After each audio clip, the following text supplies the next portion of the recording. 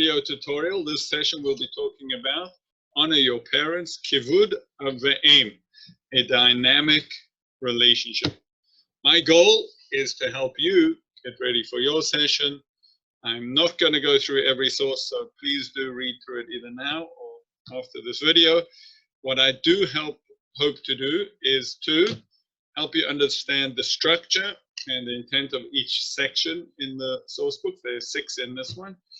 Give you some background information and insights that are not in the book, and to make suggestions on how to enhance your sessions and discussions. Please note, there is a lot of material over here. So you're going to have to choose, either you as the teacher facilitator or presenter to your group. You should be familiar with the different sections in order to choose which ones to do. Okay, let's get started. An overview. So here we go on page 2. We start off with an introduction dealing with this issue within the 10 Commandments, that the Diber of honoring parents is the 5th one, which, if there are 2 tablets and 5 on one, 5 on the other, this is the 5th one. So it's on the first tablet, which talks really, all the others, about our relationship with God. The other 5 on the second tablet talk about a relationship with people. So honor your parents, that's people. What is it doing on the tablet with the Dibrot dealing with our relationship with God? Then we go into Peshat, the literal understanding, talk about what do the actual words of the Diber mean. It's interesting that there's a consequence over here in this Diber, in order that your days be lengthened along the land. Okay, after that, on page 3, we go into the 3rd section, which is really understanding what does it mean to honor parents. And in order to understand that, we bring in the idea of yirat em va'av, meaning respect. So there are these 2 elements which always go together, honor and respect. In the 4th section, we speak about how far does this Diber go. It seems like there's no limit. And then over here on page 6, the 5th section, we get into the underlying principles. And the first principle is what's called in Hebrew hakarat hatov, recognizing the good and expressing that. Right? We are indebted to our parents, and that being really the core value over here is that if someone does good to you, you're indebted to return the favor to them. And then in the last section over here on page 7, the 6th section, we talk about authority, and that's really dealing with the issue of respect. So that ends the source book.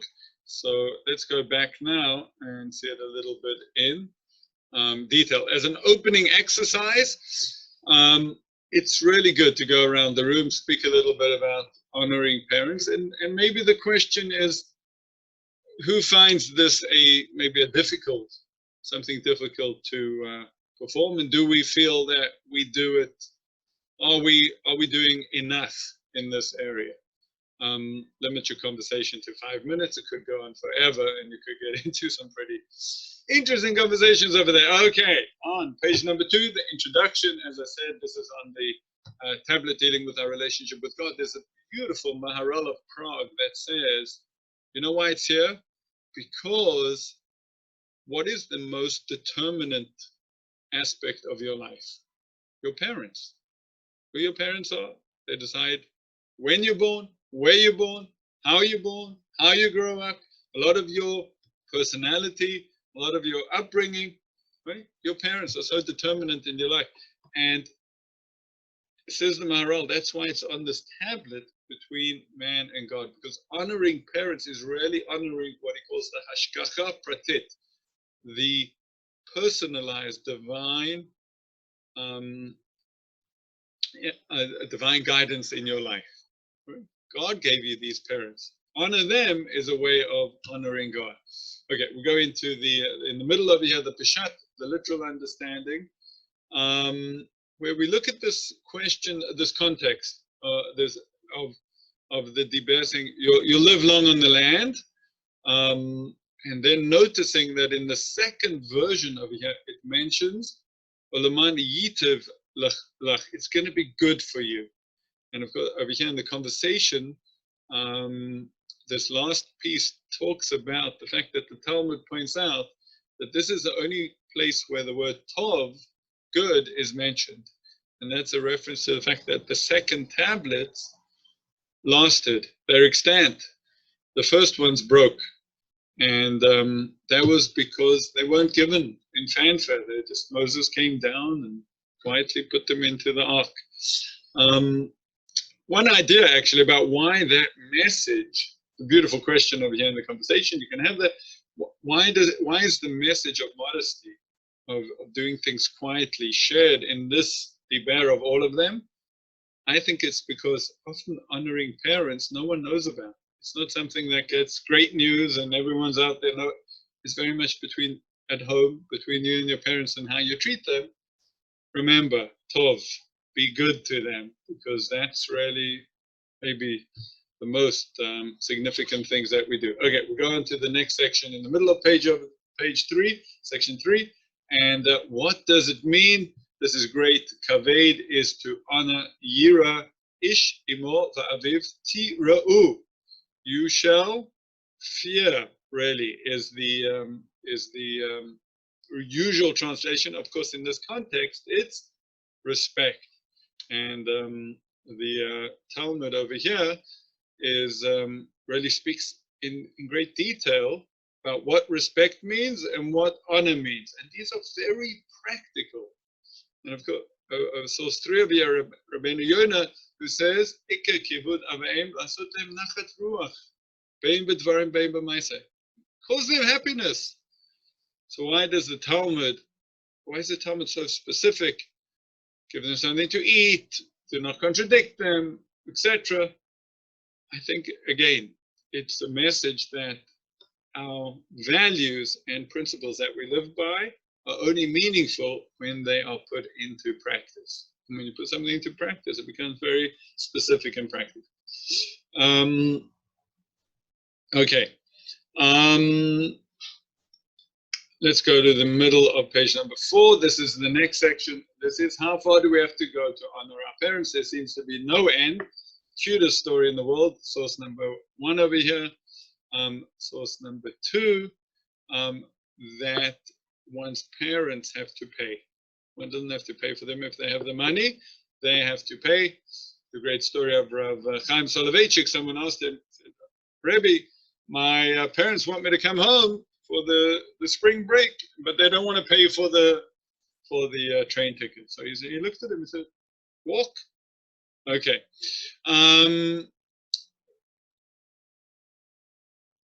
Okay, this last conversation piece over here on page 5 is very important. Children are not expected to suffer property, physical, or emotional harm in order to honor and respect their parents. This is why, or this is where we get that abused children most often don't have to do this mitzvah. It doesn't mean they can disrespect their parents, but they don't have to go out of their way to show them extra honor and respect over other people because they would be suffering. An important point. Okay, on page 6, we really get into the first underlying principle over here, and that is when someone does good to you, you become indebted to them. And our parents, who's done more for us than our parents? They gave us life. There's no greater gift, and everything else, hopefully. Of course, in the questions here, we go into what about adoption? What about parents who are not there? It's interesting. We learned lo tachmod, do not commit, do not covet, and over here we have do not. In do not covet, we learned about being grateful in a karatatov, being a grateful person. Over here, we also seem to be talking about being grateful. So I think there is, here we are, gratitude. Sorry, I haven't been using my pen. Gratitude to parents is an expression of gratitude. What we learn, lo tachmod, is very much inside. It's an inner sense of gratitude. Over here we're talking about, well, express that gratitude to the ones who have given it. In fact, the over here, this Sefer Chinuch, so he says, he continues and he says, well, if one learns to really express gratitude to one's parents, one's going to come and express gratitude to God as well. And the last section is this section dealing with authority. This is dealing with yira, one's respect for parents. And of course, it's what an issue for today to discuss. This Rabbi Hirsch is beautiful. In order to learn from someone, you need to respect them. Source number 2, one doesn't have to listen to one's parents about who one's marries. Why not? I've had an explanation, because the mitzvah over here to respect parents is really between you and them. Who you marry is your own life. They don't own you. Your parents don't own you. So those are your own decisions. But in things between the two of the way you interact with them has to be done always with honor and respect. And of course, source 3 about extending this principle and this core value of respecting everyone, our elders, the people that we learn from, and in fact, Rabbi Yochanan over here, the last beautiful comment, that he used to stand up for the Arameans, the Gentile elders, because he said, how many experiences, Rashi, hardships and miracles have occurred to these individuals? I have what to learn from them. So those are the two underlying principles, and of course, extend to all those people who are kind to us, to return those kindnesses, and those people that teach us to respect them dearly. Of course, integration over here.